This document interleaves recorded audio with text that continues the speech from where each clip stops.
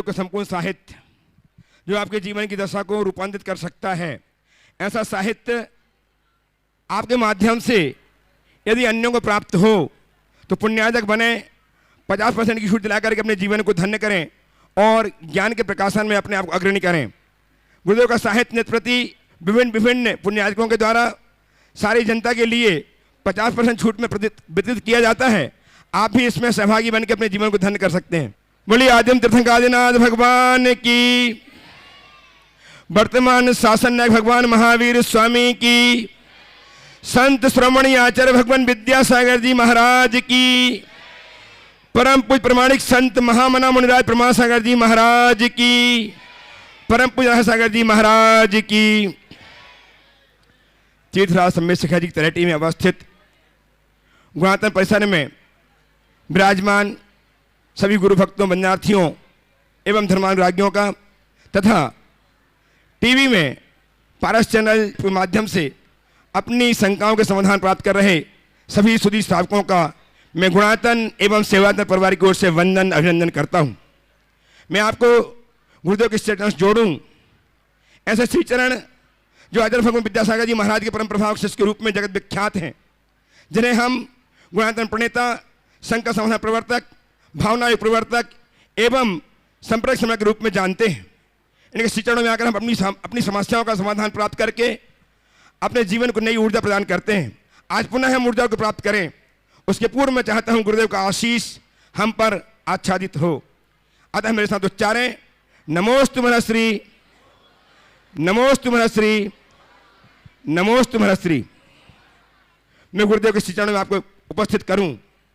उसके पूर्व गुणातन की परिकल्पना जो गुरुदेव की एक अपनी अनुपम परिकल्पना है, वह कुछ ही माहों में लोकार्पित होने वाली है और इसमें आपकी उदारता, आपका सदाशय कारण बन रहा है, जो हमें संबल प्रदान करके इस कार्य को मूर्त रूप देने में कारण बना है। बहुत से उदारमना व्यक्तित्वों ने अपने जीवन को धन्य किया है। आज ही बहुत सारे लोग अपनी उदारता का परिचय देते हुए गुणातन से संबद्ध हुए हैं। उनका नाम मैं उच्चार रहा हूँ। आपकी करतल ध्वनि उनके प्रोत्साहन को दुगुणित करे, इस भाव के साथ आप करतल नाद कीजिएगा। निर्माण निधि के रूप में क्षुल्लक 105 से उचित सागर जी महाराज के परिवार से श्री मुकेश जैन सागर ने अपने आप को संबद्ध किया। बहुत बहुत साधुवाद, तालियां बजाइए। स्वर्गीय अशोक कुमार जी वैसाखिया की स्मृति में अखिलेश जी वैसाखिया बंडा, रमेश चंद्र जी जैन, सुरेंद्र कुमार जैन बूंदी, स्वर्गीय महेंद्र कुमार जी ठोलिया की स्मृति में श्रीमती परमेश्वरी देवी ठोलिया रेवासा, श्रीमती बिमला देवी जैन, श्री विनय जैन जोधपुर, श्रीमती निशा जैन, धर्मपति श्री पवन कुमार जी, सर्वेश कुमार जैन इलाहाबाद, श्रीमती अलका जी जैन, धर्मपत्नी स्वर्गीय श्री पी के जैन भोपाल एवं निर्माण निधि सदस्या में ही श्रीमती राजकुमारी, स्वर्गीय प्रोफेसर डॉक्टर वी के नायक, आनंदवर्धन निधि नायक, श्रीमती मोनिका एवं नंता सहित समस्त परिवार बेंगलोर, इन सब ने अपने आप को गुणातन के निर्माण निधि के रूप में जोड़ करके जीवन को धन्य किया है। बहुत बहुत साधुवाद। आपकी करतल ध्वनि उन तक पहुँचनी चाहिए। गुणातन से निर्माण मित्र के रूप में जोड़ करके अपने जीवन को स्वर्णिम बनाया है। स्वर्गीय श्री पाल जी जैन की स्मृति में मुकेश जैन, राजीव जैन, संजीव जैन, मोद जैन मेरठ ने आए गुरुदेव चरणों की अभिवंदना करें यदि यहाँ उपस्थित हैं। मेरठ से स्वर्गीय श्री पाल जी की जैन की स्मृति में मुकेश जी, राजीव जी, संजीव जी, मनोज जी जैन मेरठ नहीं है।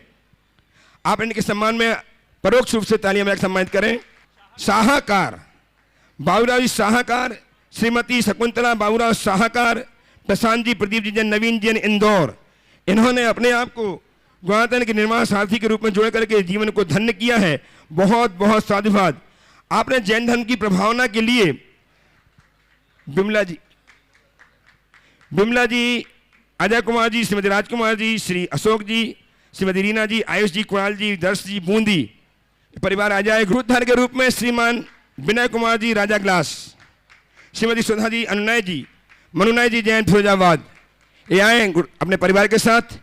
गुरुचरण जी गुरुदेव जी को जोड़ करके नवीन जी जैन, नवनीत जी जैन, नितिन जी इंदौर ने अपने आप को धन्य किया है। वे भी आए गुरुदेव चरणों की अभिवंदना करें, आशीर्वाद प्राप्त करें। इंदौर से ऐसे परिवार को आमंत्रित कर रहा हूं जिन्होंने, जो मिर्जापुर के हैं, जिन्होंने मिर्जापुर में स्थित अपना एक भूखंड गुणातन के लिए प्रदान करके जीवन को धन्य किया है। और साथ में जो महिलाएं इनका सम्मान साल श्रीफल से सम्मान करेंगे। इन्हें साफा बांधे, पगड़ी बनाए। और आज इसी क्रम में निरंतर निर्माण के लिए दान प्रदान करके अपने जीवन को धन्य कर रहे हैं त्रिमूर्ति नगर जबलपुर से श्रीमती किरण जी जैन, सुरंजी जैन परिवार। इन्होंने 11,000 की राशि स्वर्ण कार्य के लिए स्वर्ण प्रदान करके जीवन को स्वर्णिम बनाया है। दिल्ली से स्वर्गीय सुरेश कुमार जी, धनपति इंद्र जी जैन, अजय जी, अतुल जी जैन परिवार ने बहुत बहुत साधुवाद। और आज हमारे बीच में एक और सम्मान शेष है सूत्रधार के रूप में मुजफ्फरनगर श्री महावीर प्रसाद जी, कुसुम जी, मयंक जी, मयूर जी, अंकित जी, इत्युक जी, आयुष जी जैन, ये आ जाए दिल्ली से।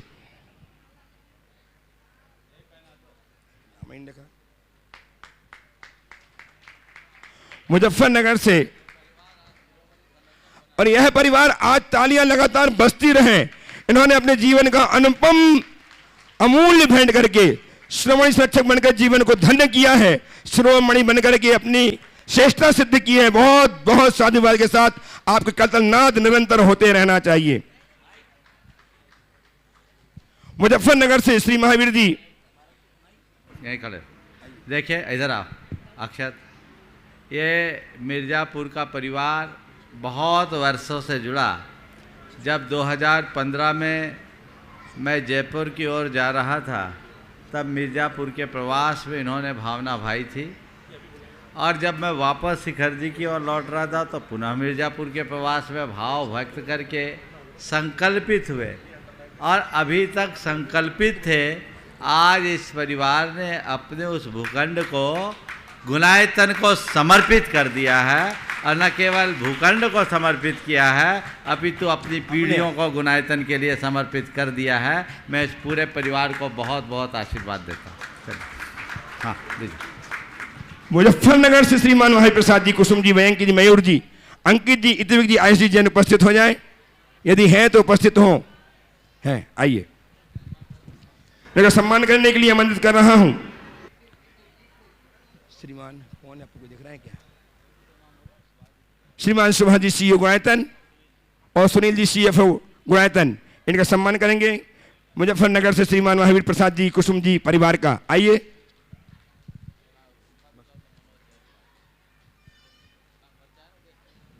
यात्रा कराने के लिए यहां शिखर जी आए हुए हैं।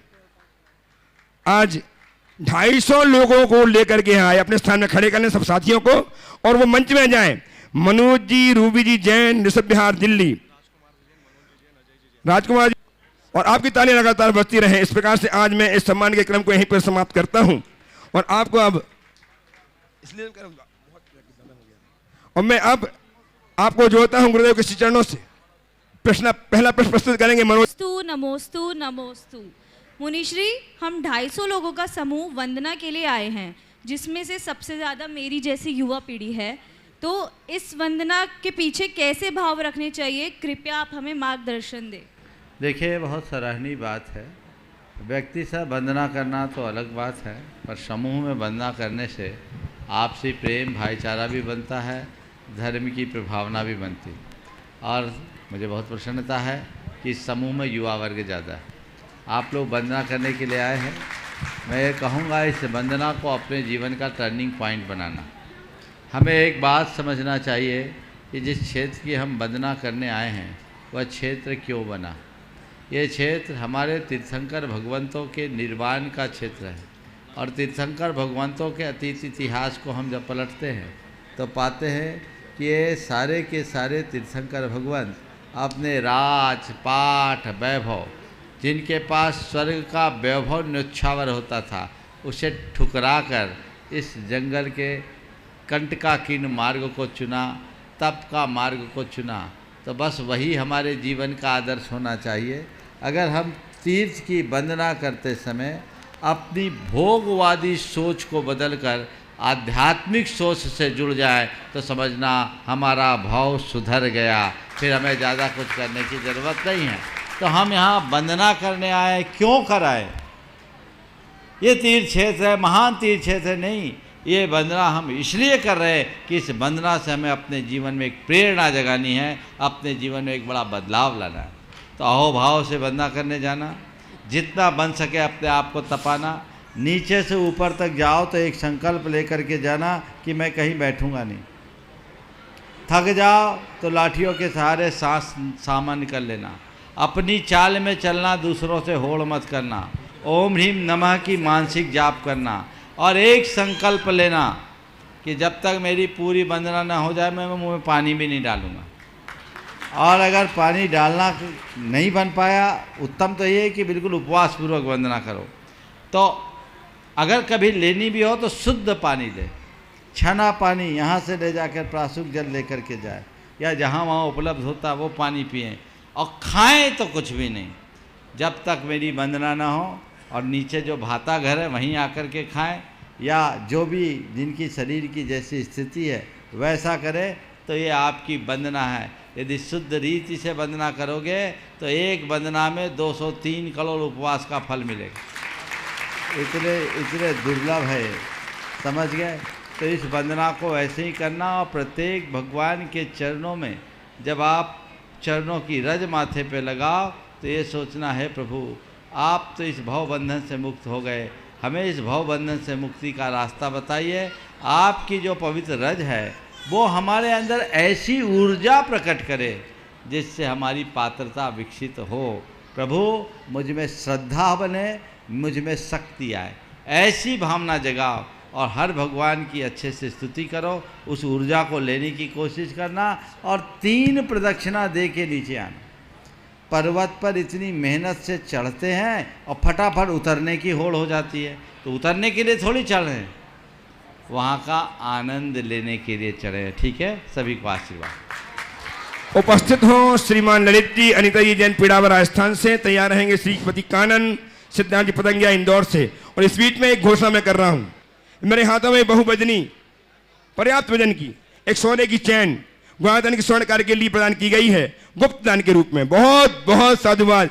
इतना बता सकते उत्तर प्रदेश से आई है चैन गुप्त दान के रूप में। आप भी अपने भाव बनाएं और स्वर्ण कार्य के लिए ऐसे ही वजनदार चैनें प्रदान करके जीवन को धन्य करें। दोनों गुरुवर के चरणों में मैं और मेरे परिवार की ओर से त्रिबार नमोस्तु नमोस्तु नमोस्तु। महाराज जी, एक विचार आया, जीवन एक संग्राम है, इसमें उतार चढ़ाव आते रहते हैं।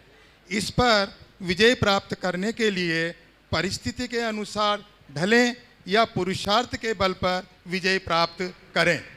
देखिए, जीवन के संग्राम में विजय प्राप्त करने के लिए हम क्या करें? परिस्थिति के अनुसार ढले या पुरुषार्थ करके आगे बढ़े। जहाँ तक संभावना है पुरुषार्थ करे, आगे बढ़े। लेकिन मैं आपसे एक सवाल करता हूँ, जब आप कहीं यात्रा कर रहे हो, सामने कोई पहाड़ दिखाई पड़ता है, रास्ता बंद हो जाता है, तो क्या करते हैं? पहाड़ से अपनी गाड़ी को टकराओगे, यात्रा को स्थगित करके रिवर्स आओगे, या कोई डायवर्सन खोजोगे? बोलो। डायवर्सन खोजेंगे। समझ गए ना? हाँ। बस यही जीवन के संग्राम का हल है। सतत आगे बढ़ो, और जब ऐसा लगने लगे कि ये रास्ता बंद है, तो जो रास्ता दिखाई पड़े उधर मुड़ने की कोशिश करो। हमें किसी भी तरह से इस परिस्थिति के पहाड़ को पार करना है, बैठना नहीं। श्रीमती कानन जी सिद्धांत जी पतंगिया इंदौर उपस्थित हों। और इस बीच में हमारे बीच 2 ऐसे व्यक्तित्व विराजमान हैं जिनका हमें सम्मान करना ही है। श्री प्रवीण जी लीना जी जैन अजमेर, अनन्य गुरु भक्त, अजमेर से आज उपस्थित हैं। शिक्षक के साथ आए, गुरुदेव चरणों की अभिवंदना करें, आशीर्वाद प्राप्त करें और इनका सम्मान करने के लिए गुणातन के CEO श्रीमान सुभाष जी जैन, श्री प्रवीण जी लीना जी अजमेर नहीं है अभी, ठीक है, आइए प्रश्न कीजिए। तैयार रहेंगी ब्रति बहन रश्मि दीदी एवं रूपाई दीदी पूर्णायु जबलपुर से एक प्रश्न के लिए। दोनों गुरुदेव के चरणों में नमोस्तु नमोस्तु नमोस्तु। महाराज जी, मेरे भावना योग के अनुभव बहुत अच्छे हैं और ऊर्जा प्रवाह तो बहुत ही असरकारक है, पर गुरुदेव मेरे मन में एक शंका थी, क्या ब्रह्मांड से ऊर्जा को हम इतनी जल्दी ग्रहण कर सकते हैं? हाँ, फिर से बोलिए। क्या ब्रह्मांड से हम ऊर्जा को इतनी जल्दी ग्रहण कर सकते हैं? इसका सही तरीका क्या है कि ज़्यादा से ज़्यादा आप लाभ कब ले से भावना योग कर रही? शुरू से करती हूँ, जब से आपका मालूम। आपका अनुभव क्या बताता है? बहुत अच्छा है, बहुत आपने ऊर्जा ग्रहण करने का अनुभव किया? हाँ किया है महाराज जी। तो फिर पर ऐसा लगता है कि कहीं कुछ कमी तो नहीं है, उसका ज़्यादा। अपनी कल्पनाशीलता को बढ़ाइए, ग्राहकता को बढ़ाइए। हाँ। ऊर्जा से आप अभिषिक्त हो सकते हैं, हाँ हाँ आनंद से हो सकते हाँ हाँ। और महाराज जी आज वंदना को जाएंगे आशीर्वाद। आशीर्वाद, चलिए। और विधान में बैठ के बहुत आनंद आया। हैं। बहुत महाराज। सुंदर, चलिए आगे। उपस्थित व्रती बहन रश्मि दीदी एवं रूपाली दीदी पूर्णायु जबलपुर से और तैयार रहेंगी। आगे प्रवीण दी आगे। द्वय मुनि राजों सम्मान को करना। मेरा प्रतिभा स्त्री परिवार और पुण्यरियु परिवार से नमोस्तु। महाराज जी, संसार में सभी लोग अच्छे होते हैं, पर पहचान उनकी बुरे वक्त में होती है। हाँ, संसार में सभी लोग अच्छे होते हैं, पहचान उनकी बुरे वक्त में होती है। मेरा प्रश्न है, अगर वो बुरे वक्त में मेरा साथ नहीं देते तो मेरे को उस समय क्या परिणाम करना चाहिए और कैसे विचार करना चाहिए? अगर कोई बुरे वक्त में हमारा साथ न दे तो यही सोचना चाहिए हमारा वक्त बुरा है इसलिए साथ नहीं दे रहे। तो कैसे विचार करना? बस यही विचार, ये मेरा वक्त बुरा है इसलिए साथ नहीं दे रहे, इसे स्वीकार करो और किसी की अपेक्षा मत करो। गुरुदेव की वंदनार्थ उपस्थित हो गए हैं। हाँ, और वो दूसरी बात बोलो। महाराज जी नमोस्तु। एक प्रश्न है, निगोदिया जीव एक श्वास में 18 बार जन्म और मरण करते, तो उसमें उससे इतने कम समय में आयु का बंध कैसे होता होगा? आयु बंध का अल्पतम जो समय है उसमें उनका बंध हो जाता है। और इसी के अंतर्गत निगोदिया जो 6 महीने 8 समय में 608 जो तरस पर्याय को पाकर मोक्ष जाते हैं, तो इतना उनका कितना पुण्य का बंध होगा? इसी को भवितव्य बोलते हैं।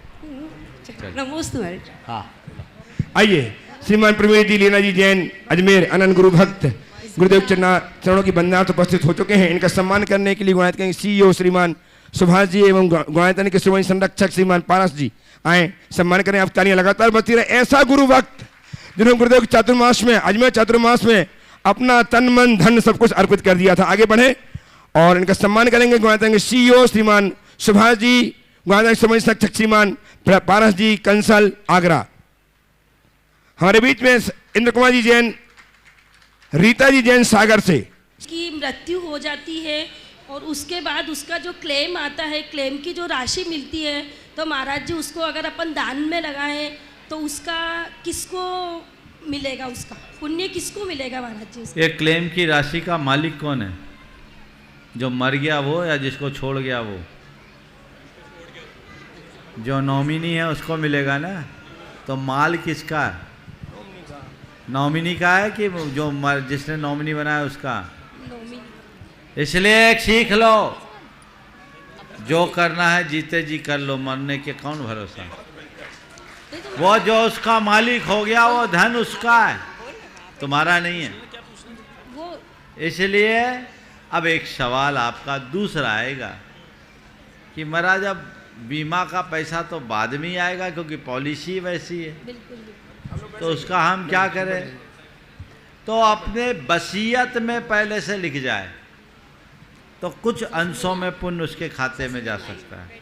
बिल बना दे कि यदि मैं मरता हूं और अचानक मेरी मृत्यु होती है, उससे जो पैसा आता है तो इन्हें मैंने नॉमिनी बनाया है, हमारे इस पैसे का ये ऐसा उपयोग करें। महाराज जी उस पैसे को दान पुण्य में लगाना चाहिए ना। उत्तम तो यही है। एक भाई ने अभी अपनी धर्मपत्नी के एक्सपायर होने पर उनको 1,60,00,000 रुपया मिला, सब दान कर दिया। ये तरीका है, लोग धन को जोड़ना चाहते हैं, जो छोड़ के चला गया, अरे जिसने छोड़ा उसके नाम से ही कुछ कर दो तो जीवन धन्य होगा। चलिए पुष्पा जी मोदी नमोस्तु महाराज। बोलिए।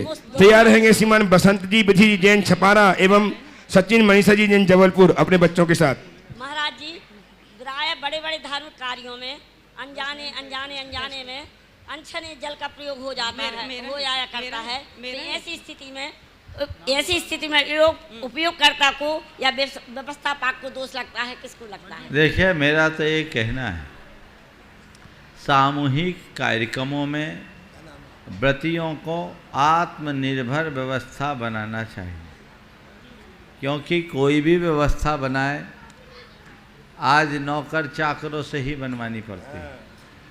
अब वो यथासंभव शुद्धि की व्यवस्था तो बनती है, लेकिन फिर भी कमियां हो सकती है। तो अपने व्रतों को निर्दोष बनाना चाहते हो, इस विकल्प से मुक्त होना चाहते हो, तो स्वाश्रित व्यवस्था का लाभ लो, वही सार्थक है। नमोस्तु महाराज, नमोस्तु नमोस्तु महाराज। आप लोग कहाँ से, कौन है? बोलिए, नाम बोलिए, नाम बोलिए। मंजुल दुगेरिया, मंजुल। कोटा, राजस्थान। बोलिए। गुरुवर श्री के चरणों में नमोस्तु नमोस्तु नमोस्तु। महाराज श्री, निंदा रूपी कर्म को कैसे विजय प्राप्त किया जा सकता है? अगर कोई हमारी निंदा करे और हम उसे अनसुना कर दे तो विजय आपो आप हो गए। विजय पाने के लिए क्या करना पड़ता है? कोई निंदा करता है, आप सुनते क्यों? हाँ, 4 स्थितियाँ हैं। निंदा करना, निंदा सुनना, निंदा से प्रभावित होना, समझ गए, और निंदा होना। हाँ, निंदा करना एक दुष्प्रवृत्ति है, निंदा सुनना भी बड़ी बुरी प्रवृत्ति है, तो संकल्प पूर्वक त्यागना चाहिए। निंदा होने को हम नहीं रोक सकते, किसी की भी निंदा हो सकती है। आज मेरी भी कोई निंदा करे तो मैं थोड़ी रोक सकता हूँ। हो रही है निंदा, होने दो, हो रही है, बल्कि गुणियों की ही निंदा होती है, अवगुणियों की नहीं। निंदा हो रही है, होने दो, निंदा से अप्रभावित रहो। अरे वो मेरी बुराई कर रहा है, वो मेरी निंदा कर रहा है।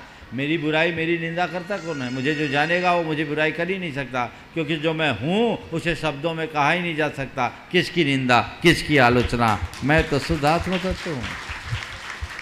दृष्टिकोण यदि आध्यात्मिक हो तो गड़बड़ नहीं होता। ध्यान रखने की बात है, जिस व्यक्ति के हृदय में दर्प, अभिमान और विद्वेष की भावना होती है, अमान्यता होती है, वह दूसरों की निंदा करता है, दूसरों से ईर्ष्या रखता है। और जो व्यक्ति अभिमान में जीता है वही अपनी निंदा और आलोचना से प्रभावित होता है। मेरी बात को गहराई से सुनना। निंदा करने वाला भी अवगुणी और निंदा से प्रभावित होने वाला भी अवगुणी। तुम क्यों प्रभावित हो रहे हो? तुम्हारी निंदा क्या? मेरे बारे में ऐसा बोल रहा, वैसा बोल रहा, मैं ऐसा वैसा थोड़ी हूं। तो हो नहीं तो सुन क्यों रहे हो? तुमने अपनी जो काल्पनिक छवि बना रखी है, ये तुम्हारा ज्ञान ही तो है। अपनी असली छवि को पहचानो, अपने वास्तविक स्वरूप को जानो, सब चीजें बदल जाएगी। पर हमारे मन का वहम, भ्रम और अज्ञान हमारे साथ ऐसी परिस्थितियां निर्मित करता है कि थोड़ी सी आलोचना होती है, गड़बड़ हो जाता है। अगर व्यवहारिक दृष्टि से देखें तो कोई तुम्हारी आलोचना करता है, समझ गए, तो ये देखो मेरी आलोचना सही है या गलत। यदि आलोचना सही है तो उसे सुधारो, और आलोचना गलत है तो उसे नजरअंदाज कर दो। आलोचक तो तुम्हें तुम्हारी कमियां दिखा रहा है, एक दृष्टि से ठीक है। गुरुदेव का बहुत सुंदर हाइकू है, आलोचन से लोचन खुलते सो स्वागत है। तो हमारी आंखें खोल रहा है, हमारा रास्ता दिखा रहा है, हमारी कमियों को दिखा रहा है। आभार। ये व्यवहारिक और आध्यात्मिक दृष्टि से देखा जाए, अरे मेरी आलोचना तू करेगा क्या? मैं तो अशब्द हूँ, मुझे शब्दों में जाना ही नहीं जा सकता, मुझे देखा ही नहीं जा सकता, मुझे छुआ ही नहीं जा सकता। जिस नाम रूप की तुम आलोचना कर रहे हो वो तो मैं हूँ ही नहीं, मैं तो अनाम अरूप हूँ, वही मेरा स्वरूप हो। किसकी निंदा, किसकी प्रशंसा? मैं निंदा और प्रशंसा से ऊपर हूँ। ये श्रद्धांजलि जगाइए। मन कभी भी विचलित नहीं होगा, मन में स्थिरता आएगी। लेकिन हम लोग हैं, थोड़ी सी तारीफ मिले खिल जाते हैं, और कोई थोड़ी सी आलोचना कर दे तो खौल जाते हैं। मैंने अभी एक बात कहा, मेरी कोई निंदा ना करे, ये मेरे हाथ में नहीं है। पर कोई कितनी भी निंदा क्यों ना करे, मैं उस पर ध्यान न दूं, ये तो मेरे हाथ में है ना? तो जो मेरे हाथ में, मुझे उसे संभालना। चलिए। उपस्थित श्रीमान परास जी श्रीमती शिक्षक आयतन आगरा से, और तैयार रहेंगे श्रीमान बसंत जी, विधि जी, सचिन जी, मनीषा जी जैन जबलपुर छपारा से। नमो लोई सब सारणु। गुरुवर को कमलानगर आगरा समाज की तरफ से नमोस्तु नमोस्तु नमोस्तु। गुरुवर कई जगह अब जैसे नए मंदिर बनते हैं, नया ट्रस्ट बनता है, तो कई जगह ऐसा देखा जाता है कि ट्रस्टी उस पर अपना अधिकार समझने लगते हैं। जैसे मठाधीश वाली परंपरा है, तो उसमें क्या किस तरह से दोष उन ट्रस्टियों को लगता है, या उनको क्या ऐसा करना चाहिए कि वो जो है उस चीज़ को समझें? देखिए, ट्रस्ट बनता है, ट्रस्ट क्यों बनता है?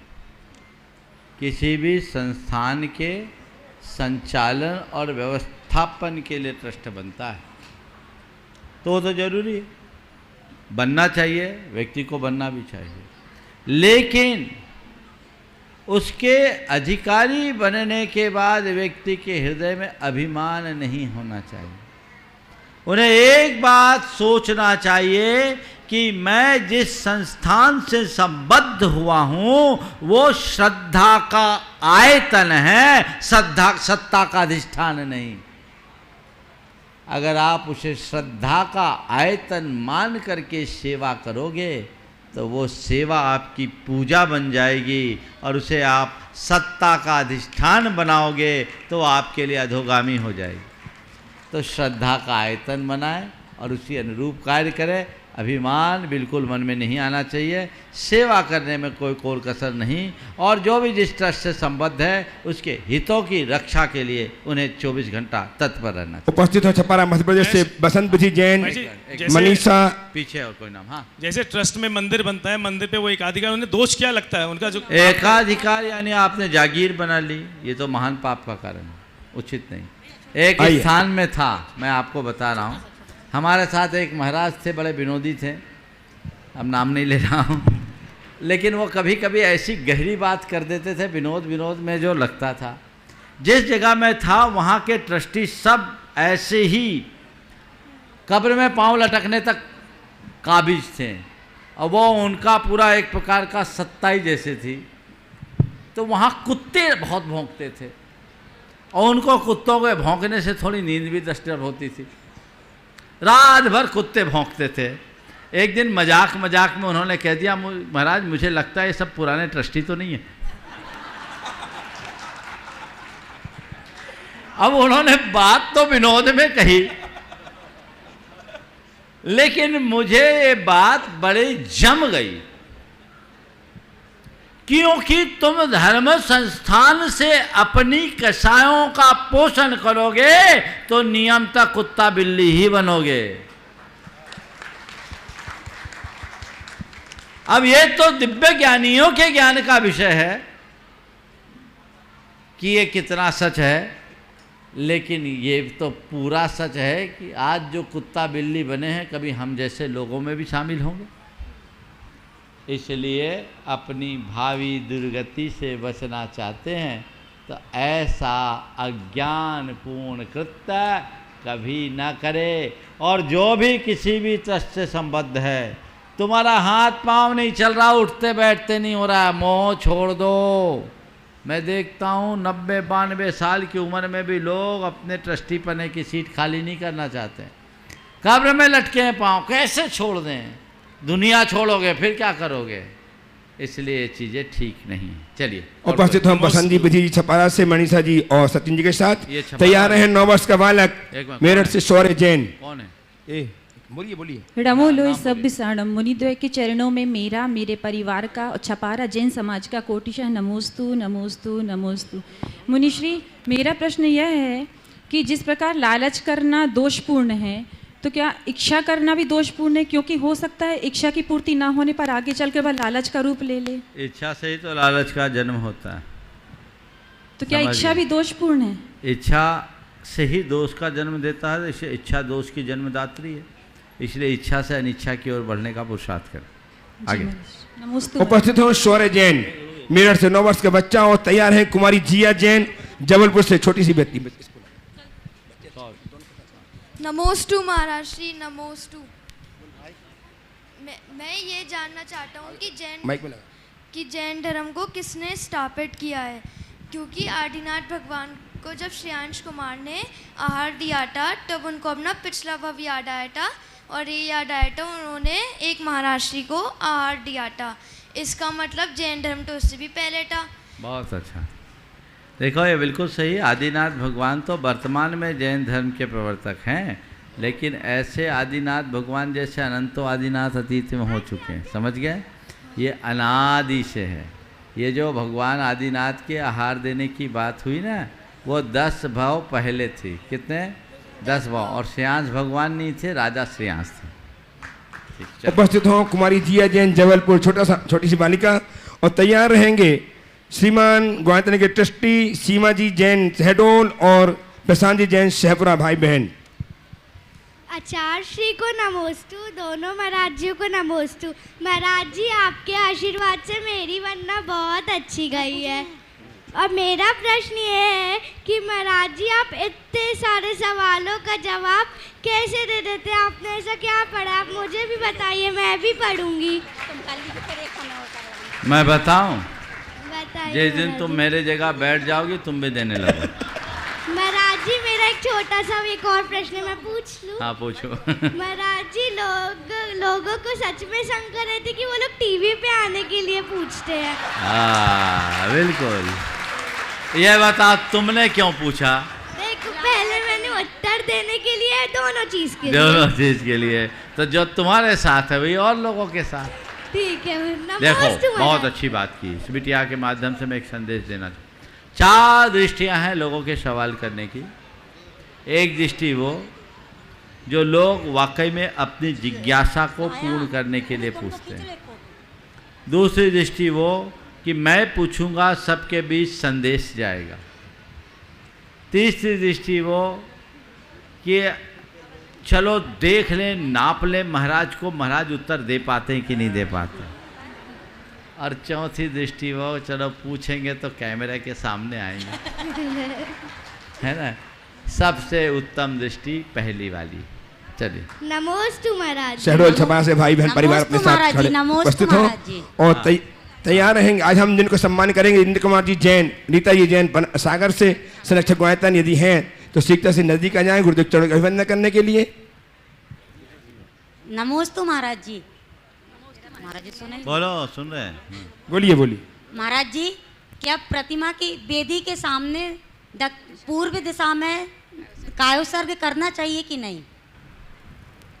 देखिए कायदे से भगवान के ठीक सम्मुख खड़े होकर न दर्शन करना चाहिए, न पूजन करना चाहिए, न कायोत्सर्ग करना चाहिए। ये भगवान से एकदम 90 डिग्री के एंगल में नहीं।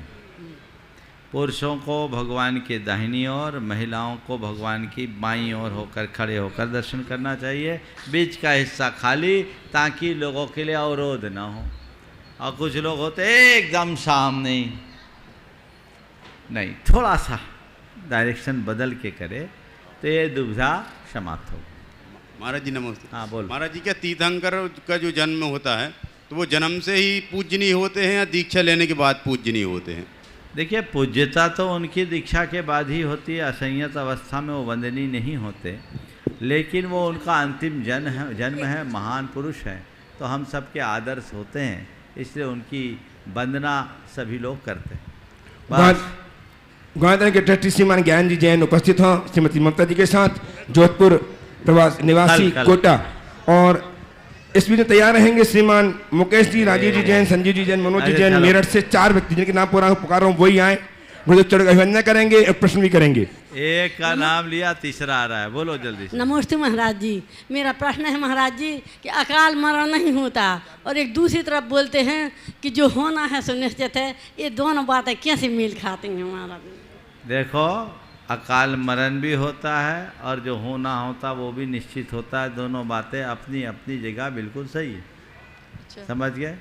अब अभी उसका काल नहीं है कि डिटेल में बताएं, आगे बताएं। चलो जिनके नाम बचा लो। हाँ, नमोस्तु महाराज श्री। मुकेश जी, संजीव जी, मनोज जी। जैसे हवाई जहाज से यात्रा करते हैं तो उसमें हमें पता होता है कि क्या क्या साथ ले जा सकते हैं, और यात्री उसी के अनुसार जो साथ में नहीं ले जा सकते उसे छोड़ जाता है। लेकिन जीवन में ये जानते हुए भी कि क्या साथ जाएगा और क्या साथ नहीं जाएगा, फिर भी इंसान बिना जरूरत की वस्तु को क्यों एकत्रित करता है? बात बिल्कुल सही है। जैसे जैसे आपकी यात्रा का स्तर बढ़ता है, आप अपना साजो सामान भी घटाते जाते हैं। लोगों को यह पता है कि मेरे साथ क्या जाएगा क्या नहीं जाएगा, लेकिन फिर भी अपने जीवन यात्रा को संभालने के लिए सचेष्ट नहीं होते। इसकी मूल वजह क्या है? जब हम हवाई यात्रा या अन्य कोई यात्रा करते हैं तो उस समय हमें अपनी यात्रा और डेस्टिनेशन दोनों दिखता है, लेकिन जब हमारी परलोक यात्रा होती है, न यात्रा दिखती न यात्री दिखता, कोई नहीं दिखता, इसलिए हम अटक जाते हैं।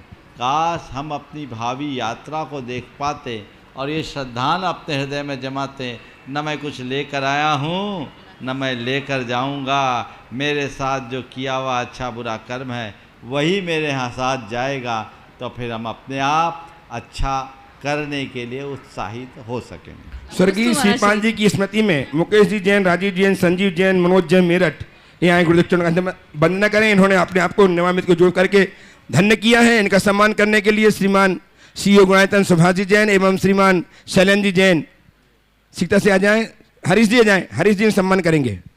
और इस बीच में हमारे बीच में आज उमेश चंद जी सर्वोदय एकटाली जीवदया के लिए भूषा प्रदान किया। सुनंदा जी जैन, उमेश चंद जैन सर्वोदय एकटाली नागपुर से इन्होंने भूषा प्रदान किया, बहुत बहुत साधुवाद। श्री कैलाश चंद जी, सुबोध कुमार जी जैन कटनी, इन्होंने स्वर्ण कंगन प्रदान किए स्वर्णकार के लिए, बहुत बहुत साधुवाद। सागर से श्री राजकुमार जी जैन, सुंदरलाल जी जैन की स्मृति में पत्नी सावित्रीबाई, पुत्र डॉक्टर सौरभ जैन, पुत्र प्रियंका जैन, शौर्य श्रव्या ने एक स्वर्ण अंगूठी प्रदान की है, बहुत बहुत साधुवाद, जो 5.38 ग्राम की है। लो, इंद्र के पास तो अपार सुख समृद्धि थी और भरत चक्रवर्ती के पास भी 6 खंड का राज्य था, फिर भी वो किस बात से दुखी होते थे? देखिए, बात बिल्कुल सही। सौधर्मिंद हो या भरत चक्रवर्ती, बाहर के वैभव तो उनके पास अपार था, पर वो अंदर के वैभव से वंचित थे। उनको दुख इस बात का था कि इतना सब कुछ होने के बाद भी मन में संतोष नहीं था। ये जब ज्ञान जगता है तभी होता है। हाँ, दे दो उधर, दीजिए सीमा जी को, सीमा जी दीजिए, माइक दीजिए। एक तैयार है, एक बस एक इनको दीजिए, जिनका नाम पुकारा हूँ उन्हें ही अवसर मिलेगा। क्या कर रहे हैं, बोलिए सीमा जी। आप तैयार हैं? श्रीमान सुमिति शास्त्री, वाराणसी। गुरुदेव के चरणों में कोटि कोटि नमन। नमोस्तु गुरुदेव, नमोस्तु गुरुदेव, नमोस्तु गुरुदेव। गुरुदेव, मेरी ये शंका है कि किसी के घर में चैतालय है जिसमें 3 प्रतिमा महावीर स्वामी की, शांतिनाथ जी की और मूल नायक पार्श्वनाथ जी की प्रतिमा विराजमान है, वो भी अतिशयकारी। प्रतिमा लगभग 35 साल वर्ष पूर्व आरिका सुपाश्मती माता जी द्वारा स्थापित की हुई है। तो उनके बड़े बुजुर्गों ने बहुत ही भावों से, बहुत ही मान सम्मान से चैतालय का निर्माण किया था, लेकिन अब उनके बच्चे उसको उतने ही 3 लोक के नाथ का उतना मान सम्मान नहीं कर पा रहे हैं। तो उन्होंने ये सोचा कि वो प्रतिमा को किसी चैतालय में या मंदिर में विराजमान कर दे। तो ऐसा सोचना या फिर उसके निमित्त ऐसा बनना, उसमें दोष लगता है क्या महाराज श्री?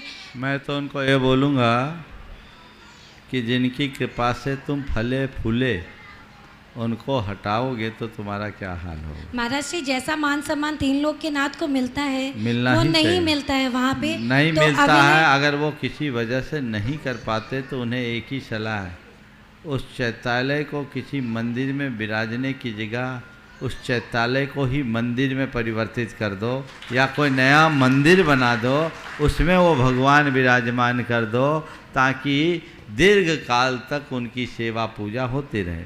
अभी जयपुर के एक परिवार ने ऐसा किया। उनका एक पैतृक चैतालय था, अब वो प्रॉपर्टी हिस्सेदारी में चली गई, बिकने की थी। अब उनके सामने समस्या थी चैतालय का क्या करें। वो लोग वहाँ रहते भी नहीं थे, सब शहर से बाहर के इलाके में आ गए। मुझसे पूछा, महाराज बेचना ज़रूरी है, कोई उपाय नहीं है, क्या करूं? तो मैंने कहा कुछ नहीं करो, इस चैतालय को एक भव्य मंदिर में परिवर्तित कर दो। उनको मेरी बात जच गई। वहाँ एक कॉलोनी डेवलप हो रही थी जिसमें जैनों के 35 घर तो बुक थे, 35 प्लाट बुक थे। उनने उन लोगों से बात किया, हमें मंदिर की ज़रूरत है। उनने कहा मैं अपने तरफ से मंदिर बना दूं। बोले इससे अच्छी बात क्या होगी। उन्होंने भव्य मंदिर बना दिया और आने वाले दिनों में उसकी प्रतिष्ठा होगी। तो ये उसका सही उपयोग है। महाराज श्री आज आदिम तीर्थंकर भगवान श्री आदिनाथ ने 6 विद्याओं का उपदेश दिया, असी मसी कृषि विद्या वाणिज्य और शिल्प। आज वर्तमान परिदृश्य में 2 विद्याओं को गौण किया जा रहा है, सर्वप्रथम तो असी और दूसरी कृषि। आज व्यक्ति महाराज श्री कृषि करना नहीं चाहता, कृषि वाला तो बनना चाहता है, खेती तो रखना चाहता है, लेकिन कृषि को करना नहीं चाह रहा है। दूसरा, मैं महाराज श्री जब वंदना करने के लिए कल वहाँ पर गया तो जिस क्षेत्र के मूल नायक पार्श्वनाथ भगवान हैं उनको देख करके मैं 5 मिनट सोचने लगा कि एक कैसा सहिष्णुता है कि भगवान की मूर्ति जो है वहाँ पर ताला लगा हुआ है और हम कुछ भी नहीं कर पा रहे हैं। कहाँ ताला लगा? पार्श्वनाथ भगवान चौपड़ा के यहाँ पर गए तो इतनी गंदगी है, उसको देख करके मैं 5 मिनट सोचने लगा। असी मसी किसी विद्या वाणिज्य और शिल्प हमारे सत्कर्म हैं। वर्तमान में सत्कर्म की व्यवस्थाएं बदल गई। ये जिस काल में की गई थी उस समय वर्णानुरूप व्यवस्थाएं थी। अब तो युग टेक्नोलॉजी का आ गया और टेक्नोलॉजी के आधार पर ही सारा काम कर रहे हैं। आज भी असी कर्म में लोग जुटे हैं जो छात्र का काम कर रहे हैं और सेना में काम कर रहे, वो असी कर्म का ही तो काम कर रहे हैं। कृषि कर्म के प्रति लोगों की रुचि होनी चाहिए, आर्य कर्म है।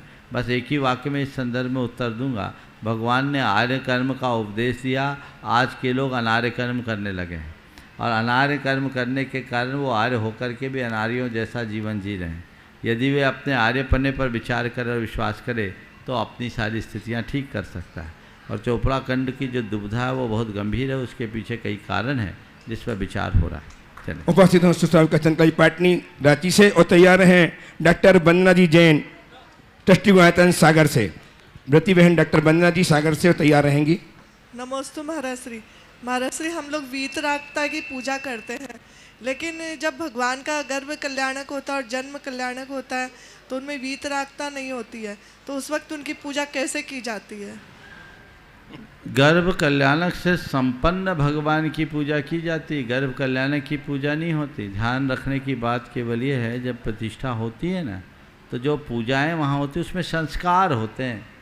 वहाँ तो बीतराग भगवान विराजमान किए जाते हैं कि नहीं, पंच कल्याणकों से संपन्न। हाँ। तो हम पूजा किनकी करते हैं? वीतरागता की। जिनका गर्भ हुआ उनका, जिनका जन्म हुआ उनका, उनमें संस्कारारोपण होता है। अच्छा। पूजा तो केवल वीतराग भगवान की होती है। आचार्य कुंद कुंद ने कहा, असंजदम न बंदे, असंयत की वंदना नहीं होती। उपस्थित हों डॉक्टर वंदना जी प्रति बहन सागर से ट्रस्टी गुणायतन और मुनि युगल के चरणों में बारंबार नमोस्तु। हे मुनि श्रेष्ठ, ऐसा देखा जाता है कि किसी भी व्यक्ति से यदि एक प्रश्न को बार बार पूछा जाए तो वो झल्ला जाता है, अक्सर ये होता है। और हम ये देखते हैं कि आपके पास अक्सर ऐसा है कि वही प्रश्न कुछ दिन बाद फिर रिपीट हो जाता है। कई बार तो पूछने वाले भी वही होते हैं, अलग अलग भी होते हैं। शास्त्रों में ऐसा भी आया है कि भगवान महावीर ने के समोसरण में राजा श्रेणिक ने 60,000 प्रश्न किए थे। तो वो 60,000 प्रश्न कैसे किए होंगे और क्या उनमें कोई रिपीटेशन नहीं हुआ और उन्हें कैसा देखो, बहुत भगवान महावीर की बात तो मैं नहीं करता, अपनी बात करता हूँ। ये बात बिल्कुल सही कहे आप लोग कि वही सवाल कई बार आ जाता है तो आपको झल्लाहट नहीं होती। अब मैं झल्लाऊँ भी तो कैसे झल्लाऊँ? आप लोग कहोगे महाराज झल्ला रहे तो मुझे कभी कभी रोकना तो पड़ता है, टोकना भी पड़ता है। हालांकि मैं नहीं चाहता कि मैं रोकूं या टोकूं, पर मुझे लगता है कि अगर नहीं रोकता, नहीं टोकता तो बहुत लोग उन्हें कोसेंगे कि ये क्या क्या पूछ रहे हैं।